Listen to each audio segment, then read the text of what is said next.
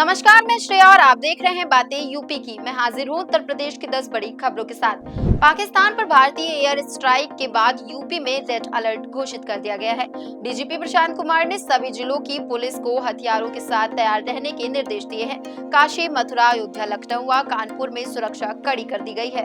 Airport, railway station और विधानसभा में checking बढ़ा दी गई है। दशकों बाद यूपी में रेड अलर्ट जारी हुआ है।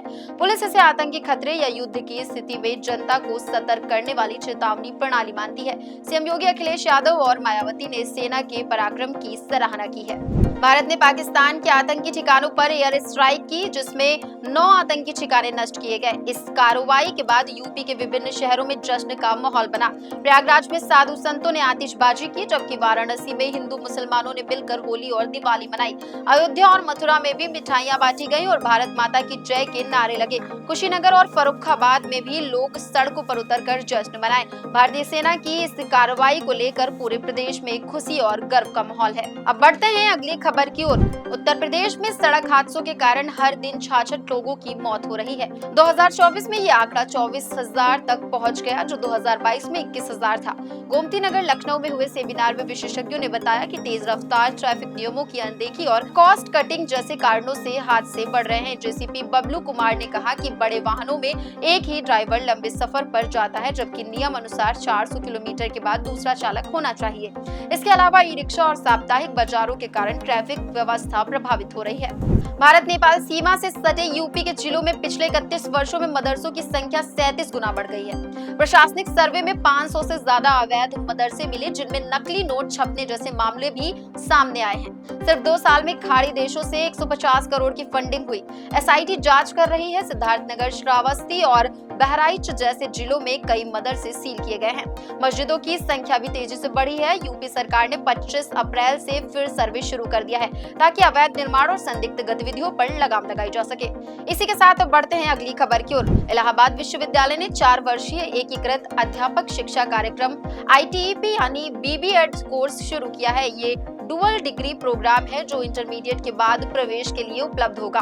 इस कोर्स के बाद विद्यार्थी को 100% रोजगार मिलने की संभावना है। कोर्स में विज्ञान, कला आदि विषयों को भी पढ़ाया जाएगा। प्रवेश राष्ट्रीय सामान्य प्रवेश परीक्षा के आधार पर होगा और 50 सीटों पर प्रवेश मिलेगा। ये कोर्स राष्ट्रीय शिक्षा नीति 2020 के अनुरूप है और 2030 तक ये स्कूल शिक्षकों के लिए न्यूनतम योग्यता बन सकता है। यूपी सरकार ने वैश्विक क्षमता केंद्र नीति को मंजूरी दी है, जिसके तहत नोएडा, कानपुर, वाराणसी और प्रयागराज में नए केंद्र खोले जाएंगे। इन केंद्रों में IT, बैंकिंग, हेल्थ केयर और इंजीनियरिंग जैसे क्षेत्रों में रोजगार के अवसर बढ़ेंगे। ये नीति राज्य में निवेश आकर्षित करने के उद्देश्य से बनाई गई है, जिससे 2 लाख युवाओं को मोटी सैलरी वाली नौकरियों के अवसर मिलेंगे। इस कदम से प्रदेश में बहुराष्ट्रीय कंपनियों का निवेश बढ़ेगा और युवाओं को बेहतर करियर के मौके मिलेंगे। उत्तर प्रदेश के मिर्जापुर में बिजली निजीकरण से पहले ही सरकार द्वारा एक महंगी बिजली खरीद करार पर हस्ताक्षर किए गए।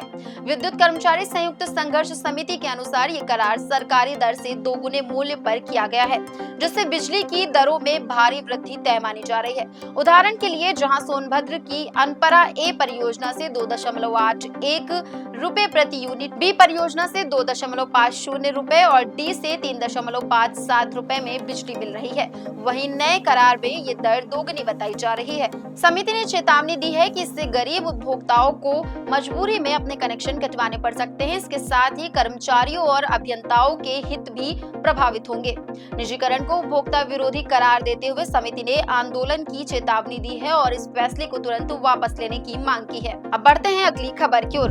यूनाइटेड किंगडम से भारत के मुक्त व्यापार समझौते का सीधा लाभ अब आगरा के जूता उद्योग को मिलेगा।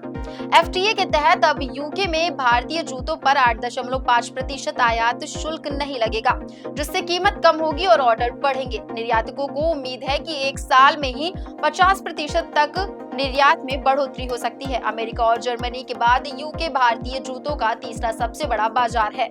आगरा फुटवेयर चैम्बर ने इस समझौते को ऐतिहासिक बताया और कहा कि इससे लेदर उद्योग को नई रफ्तार मिलेगी।